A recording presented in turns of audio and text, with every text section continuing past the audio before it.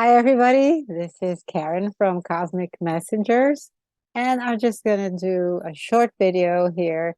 Just wanted to give you a follow-up from Matias' class, where we have several people that have their point of view on what the tree of life is, Adam and Eve, and the gods, which are ETs, and who they are, and how uh, all came to be in the creation of the tree of life, and as well, tree of wisdom. So here is a short excerpt from Elena Danaan's class, video that I wanted to show you, and I hope you like it. And we'll talk back when we finish the video. It's just a few minutes. So here she's talking with Corina Pataki, a brilliant scholar and Bible researcher. And she has a lot of information to give on who Yahweh is. And it's not that she made up, she found it in the the Bible and all the books from ancient times. And here she is. And we've been addressing to the Christians to help them going through this transition. And I wanted to invite you and do something on my channel because I would like to discuss evidences that you found in the Bible. It's not you extrapolating or suggesting or inventing. It's Exactly. actual texts that you find excerpts. Yes. So he goes deep. We're going to go through this topic by topic. Yes. So what it is about, people? Yes. Well, it is about exactly what Corina depicted. The knowledge that the God that the Vatican has put in place and has promoted is not creator source. It's an entity that is very evil and that has caused bloodsheds and Yahweh. She's talking about Yahweh. That's a bit harsh to say it like this, but from my perspective, so I'm bringing my perspective, which is a contactee with extraterrestrials. Since I am a child, I was abducted and rescued, and I had this contact all my life with beings who do not live on Earth, who do not know anything about Christianity. And I met beings from different races, different cultures. And after a certain level of awareness, everyone, as I say, upstairs in space, on other worlds, coming from other worlds, believe in one same thing, that there is a source of creation that also creates consciousness. And everything that is alive in the universe that is conscious is a fractal of it. And source creator animates everything. And anyone that I met coming from outer space believes in that. They don't know who Jesus is. Well, from my perspective, what I was told is Muhammad. that they don't I was know. told that, in fact, the true history of Earth that I bring in my book, The Cedars, but I've been talking about it relentlessly. I met, okay, I'm going to go through that very fast. But a year ago, I met a being that appeared in my room. He was very tall, slender, magnificent, Enki, shining. Prince and he had big wings of plasma that surrounded me. And he said to me, I am Father. And he shook all the atoms of my body. And he said, who are you? He was a being. He was not God or anything. He was a being, an actual living person. And Matias also says he's Father. I am Matias De Stefano. Enki, but my name is Ea. And I was blown away. And he said to me that he was going to protect me now because I was going to have a mission now. And I, what? I thought I had a mission, which was writing book about extraterrestrials and be an emissary of the Federation. And I said, no, that's something else. That was the warm up. That was for warming up. And it suddenly I felt, Corina, as everything I had lived in my life, including as well studying pagan spiritualities and becoming a certified druidess and shaman, all of this brought me to this moment. Boom. Collapse of timelines, singularity. And from this moment onward, this being taught me. And I met him several times, and I keep on meeting him and communicating with him. And he told me the real history of Earth, and he said, it's the moment humanity is ready. Awesome. And it is confirmed what many scholars had found.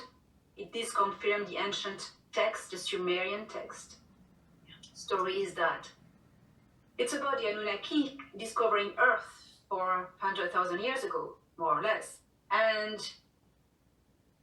there was an expedition. He's not the only one. There's a lot of a few historians. Then I'll put another video as well on that are on Gaia TV.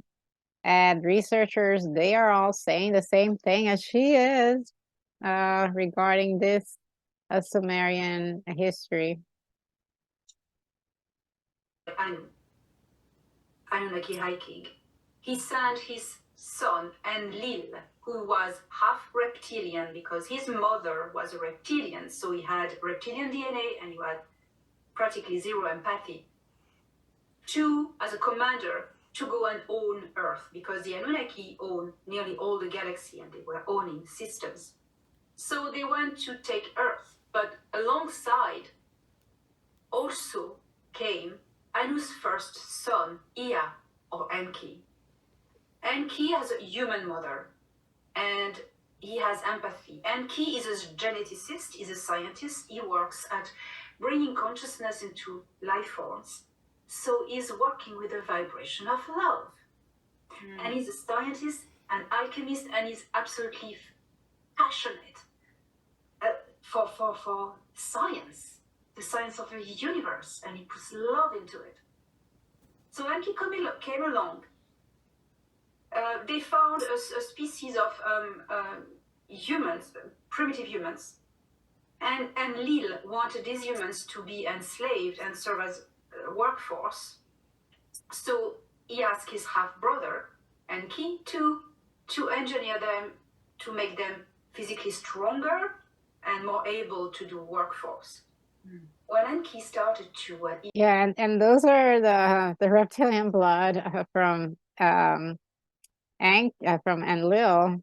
What happens is the Adamic race, which is not the slaves, the Adamic race, they had a different bloodline from Enki, and they just couldn't be the slaves followers because the way they were genetically done, they got their Taurus field connected, activated. So those they couldn't make them become slaves. Those rebelled. Those like, I'm out. So that was interesting. Yeah, started to look into that.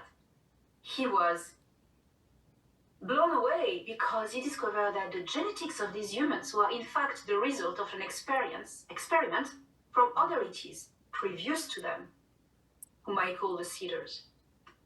And these humans were amazing. They were a jewel in the galaxy, a pure jewel.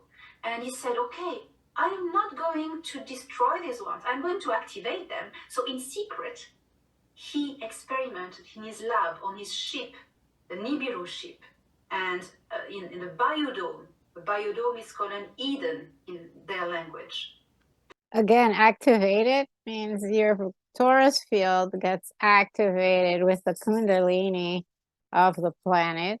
It gets enlightened, goes up your chakras, boom, hits the pineal gland, and now you have a Taurus field forming with energy from cosmic and energy from the planet, forming an electromagnetic field, two charges forming the eighth infinity.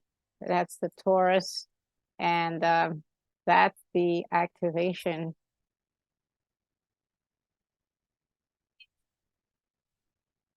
Activate and engineer the perfect male, Adapa or Adam. And from him, he engineered many different females until Eve was the perfection. He said to me, she was perfection. And again, she was taken from Adam. She's kind of like his clone. So then she had to be activated. She'll tell you how. Who gave her the instructions of how to get activated. But again, those are all the Adam bloodline. Then comes Eve because she's the counterpart, the female version of him. But before, she was just a clone without being activated. No Taurus, no field. You're just a simple clone. And your consciousness is not connected to the field. You're just a clone without a soul. That's why when you activate a cell, when you tweak a being, a genetic being, let's say a dog, right? You change their genetics. You want to make the dog prettier. Oh, I want this fluffier, hypoallergenic dog. And you have to know, it's just not the genetics. For that to stay, they must activate the being. So it's not about just the lab. You have to have the activation, or the next generation, that being that was genetically modified will not sustain into other generations. So that's how these beings, the atomics and the Eves, became eternal, activated. And Lil didn't know anything about that. And Enki taught these activated humans from who they were. So that's the story of the two trees of life, the tree of knowledge of good and bad, and the tree of knowledge of immortality. Knowing about... Again, the tree of knowledge is who gave the wisdom? She'll explain who gave the wisdom, but who gave life was Enki, the geneticist. He gives life, tree of life, which is basically that charge of the Taurus field. That's what it's. There's no tree actually. It's just the Taurus field. Actually, that's what they called it in ancient times, the tree of life. And the tree of wisdom is who gave that to them, and she'll tell you who it is. And then who they are, immortal souls. The serpent in the tree is the awakening of the Kundalini and the human power. The apple is the pine apple. The apple is the same shape as the Taurus field. So basically, you get activated from your pineal gland, forming the shape of the apple, which is the field, the Taurus field. So you have the pineal gland. That's the symbol, I guess what she's saying, of the apple, because that becomes the whole Taurus field. The pineal gland. Going very fast over this. And Lil found out. He was furious. He wanted to murder them. And well, again, and Lil found out they got activated. Their pineal, their Taurus got activated. But who told them how to activate it?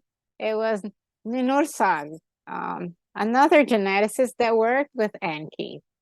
She's the female geneticist from the 7, I believe, that were there at the Nibiru ship. So she's the one that gave the wisdom. So she's the tree of wisdom, tree of knowledge, and Enki is the tree of life. Together, they created, because without, you can't just do the genetics, like I said, you got to do the activation. So wisdom, well, first life, and then put the wisdom, which you're explaining comes from the wisdom that this lady had, the geneticist, Ninursak, was how to activate that, get the kundalini, the energy from the planet, bring it up through your chakras. It's the same energy that you pull when you have an orgasm. That's same energy coming through your body. Okay. So you can actually use that energy to activate your pineal gland in a different way. So basically, an orgasm of your pineal gland, in a sense, because it activates the human from simple genetic experiment clone to now being awakened. That creates the awakening. So continuing, because she now talks about how Enki found out they were awakened. I mean, I'm sorry, Enlil found out how they were awakened. He got furious. Bloodline has become the bloodline of the patriarchs, Yeshua, and his descendants nowadays. Now, what I know also is that Enlil and his son Ninurta, and also Marduk sometimes, mainly Enlil, played God, played Yahweh. Yahweh was Enlil. That's what I bring, the knowledge from extraterrestrials, okay? That's my perspective, that Yahweh was played by Enlil. Oh, and they were in the biodome of the Nibiru ship. These Anunnakis, they're actually from the Boot system. They're from a different, actually, universe. She explains that in another video. And they settled in the Boots constellation. And they were just conquering all parts of this galaxy. And so they came to planet Earth as well to explore it, just like us farmers go to different lands, right? To do our plantations and, mess with the genetics, with the crops here and there. Same thing. It's just ET's coming to this farm here called Planet Earth. So they came here and let me continue. So yeah, what I was saying, sorry, they didn't escape they had to, because Enlil found out, they had to take them out, or Enki took them out from the Nibiru ship, and now hid them in islands around, I think that was the Canary Islands, if I'm not mistaken. Matias talks about that in Initiation, where these were taken to islands, and then they actually ended up forming 12 different families who continued on to spread their genetics through. But yeah, they weren't expelled from paradise. Paradise. They were actually hidden away. They had to be taken away so Enlil wouldn't find them and destroy them. And what he wanted is to cause division and control and fear and bloodshed. And that the story, also I was told, the story of the Tower of Babel is a metaphor. The languages. And then she goes on to talk about, it's another subject altogether. But once, they had all these people, they started to spread them around so they wouldn't connect anymore, from that unity they had. So then they were separated. But going back, that's the story overall. Let me see if there's more. And control and fear and bloodshed. And that the story, also I was told, the story of the Tower of Babel is a metaphor. The languages, it was about all the humans had tendency to build cities and societies and unite. And Enlil didn't want humans to unite. So it caused division. So you can, right? Paradise downfall. So that's the point here where those slaves, again, they were from Bill's bloodline. They had his genetics that had half, because he was from a reptilian mother, half reptilian mother.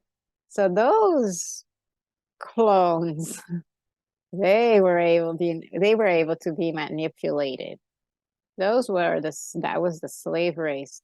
But the Adamic race, they could not be enslaved. I mean, Enki realized, like Elena said, they had all that genetics already behind them from other ETs.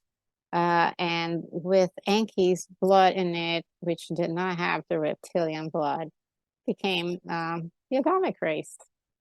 All right, I hope you like this. I'll put the link for her full video because Corina Pataki, she just goes on and tells you every single line of the Bible, where to find it. She will take you into that amazing studies and goes deep into how Yahweh is not one God, but it's